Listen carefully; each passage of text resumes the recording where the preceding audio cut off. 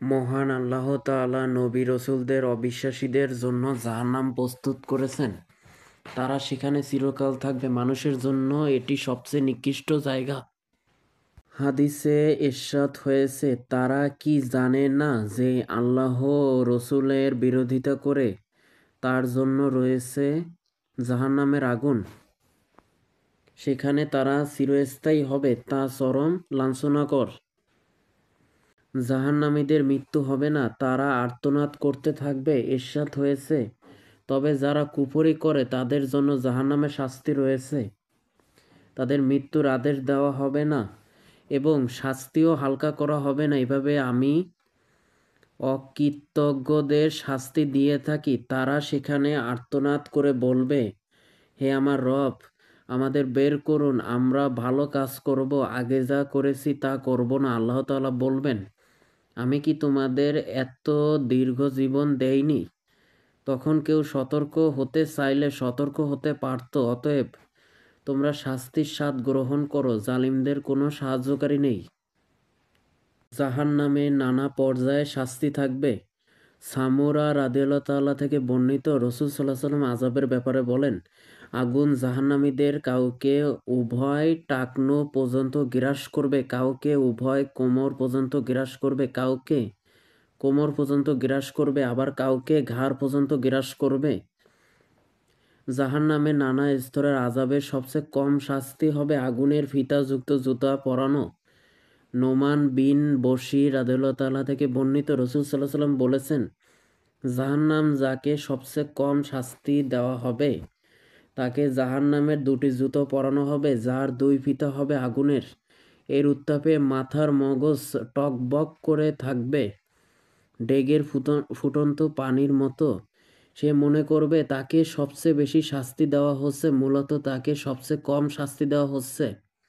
মাথায় গরম পানি জাহান্নামীদের অন্যতম শাস্তি হবে। ইরশাদ হয়েছে, তারা বিবদমান দুটি পক্ষ, তারা তাদের রবের ব্যাপারে বিতর্ক করে। যারা কুফরি করে তাদের জন্য আগুনের পোশাক প্রস্তুত করা হয়েছে, তাদের মাথার উপর ফুটন্ত পানি ঢালা হবে।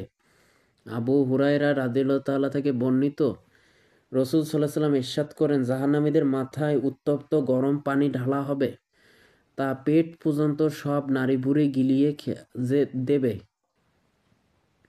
এরপর তা পায়ের দিক থেকে বের হয়ে পড়বে। এটাকে শাহর বা গলে যাওয়া বলে। অতঃপর তা আগের মতো হয়ে পড়বে। জাহান্নামীদের চেহারাসহ পুরো শরীর আগুন দিয়ে দগ্ধ করা হবে। আল্লাহ তাআলা বলেন, কিয়ামতের দিন আমি তাদের অন্ধ, মূর্খ ও বধির করে মুখের উপর ভর দেওয়া অবস্থায় সমবেত করব। তাদের আবাস হবে জাহান্নাম। যখন তা স্তিমিত হবে তখন তাদের জন্য আগুনের শিখা বৃদ্ধি করব। অন্যত্র তিনি বলেন, যাদের পাল্লা হালকা হবে তারা নিজেদের ক্ষতি করেছে, তারাই জাহান্নামে স্থায়ী হবে। আগুন তাদের মুখমণ্ডল দগ্ধ করবে এবং তারা সেখানে বীভৎস চেহারায় থাকবে। জাহান্নামীদের চামড়া পুড়িয়ে ফেলা হবে, তা পুড়ে গেলে নতুন চামড়া হবে, পুনরায় তা পুড়িয়ে ফেলা হবে। আল্লাহ তাআলা বলেন, যারা আমার নিদর্শন অস্বীকার করে আমি তাদের আগুনে পোড়াবো। যখন তাদের চামড়া দগ্ধ হবে তখন সেই স্থানে নতুন চামড়া সৃষ্টি করব, যেন তারা শাস্তি ভোগ করে।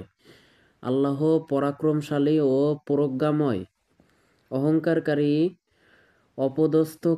অহংকারকারীকে অপদস্থ করে রক্ত পুষ পান করানো হবে।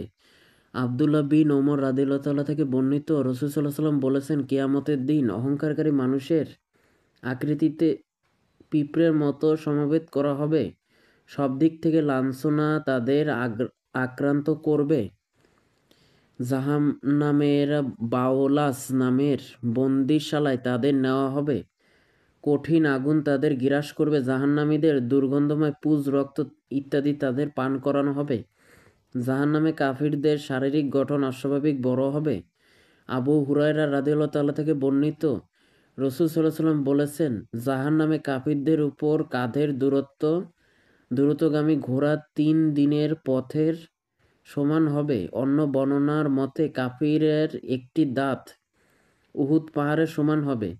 এবং তাদের দেহের চামড়া 3 দিনের দূরত্ব